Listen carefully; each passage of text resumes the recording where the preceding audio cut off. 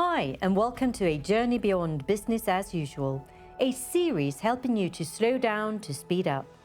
Here, we explore paths beyond business as usual to inspire business leaders, as yourself, to expand your capacities, build better business, and co-create a better future.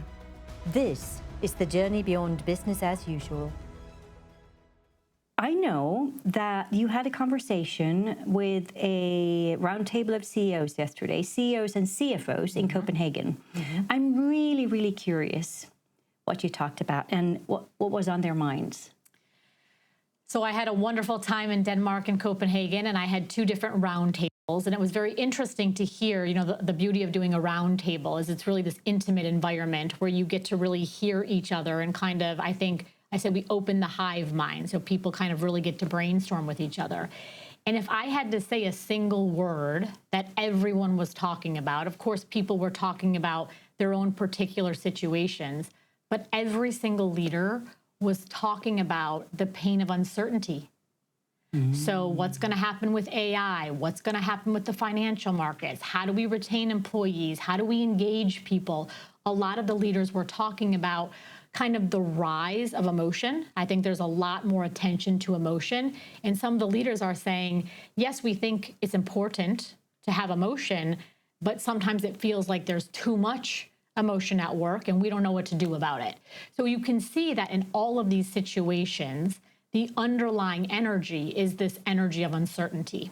I want to make it really clear when I use the term energy, energy rising is called energy rising. I don't mean it metaphorically. I don't mean it metaphysically. I mean it quite neurobiologically. And so we had some very interesting conversations about the effects of uncertainty on the human nervous system. And I think if leaders want to lead very powerfully in this age of uncertainty, it's very useful to understand what happens to people when they feel uncertain. And I'm happy to kind of go into that here or elaborate more. Yeah, I think we should continue down that path, actually. Let's explore what happens. So I think the best way to think about this is the human brain is effectively allergic to uncertainty. Okay, so what happens is, and there's a lot of really great information out there about this. And the way I want to kind of describe this to your audience is the most useful way to think about the brain is as a pattern detection machine. Okay, so your brain is moving you through your life going apple, apple, apple, fill in the blank. So fill in the blank is just the moment of uncertainty. It's a new merger, it's a new program, it's a new hire, it's a job loss, it's a new presidential election. So we're all constantly meeting this energy of uncertainty. Well, what your brain is in the business of is your brain is in the business of prediction. So your brain is going apple, apple, apple, and then it's predicting that there should be an apple there, okay? The reason uncertainty is so difficult for the brain is it works against the fundamental design of the brain. If my brain is supposed to go apple, apple, apple, and there should be an apple, but my brain kind of freezes up, I don't know what comes next.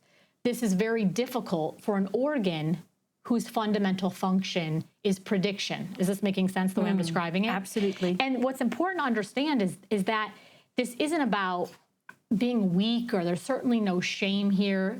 The brain is magnificent, but at the end of the day, it's just an organ. Your lungs are going to breathe. They're going to inhale and exhale. Your stomach is going to digest. Your brain is going to predict. So you've got to understand, I think, as leaders, if we want to help people navigate uncertainty, how difficult it is for the brain to kind of move through these conditions. I want to kind of share one study that I think makes it very clear how difficult uncertainty is for people. So scientists bring people into a lab and they say you're going to be in one of two conditions. In the first condition, the machine is going to count down 5, 4, 3, 2, 1, and you're absolutely going to be electrocuted. In other words, you're certain. Or you're going to be in a condition 5, 4, 3, 2, 1, and maybe you will be electrocuted or maybe you won't. Now, if we were totally rational, I don't like that term, that's why I'm putting it in quotes, people should prefer to be in the second condition where there's a good chance they'll walk away pain-free, they won't be electrocuted. But people don't choose this. Statistically, people prefer to be in the condition where they are absolutely certain they are going to get physical pain. Yeah. The takeaway message for this is so big for leaders. What this study kind of shows us is that there are circumstances in our lives where the emotional load of uncertainty is quite literally more painful than physical pain. Wow. And the other piece I always like to make here, because I think it's an important point for leaders, is that study was conducted in a controlled university environment. Like, it was probably undergraduates who showed up for the study and were going to get a course credit and a Starbucks gift card. In other words, the stakes weren't that high. So if you transpose that allergy to uncertainty into the real world, where you're talking about real consequences, real job losses, real transformations, it's incredibly intense. And so what happens under conditions of uncertainty is people very easily get anxious, they get overwhelmed, they get afraid. And when that starts to happen, I think there's all kinds of consequences leaders don't want. So we've got to be really intelligent about uncertainty and its response to the human emotional system.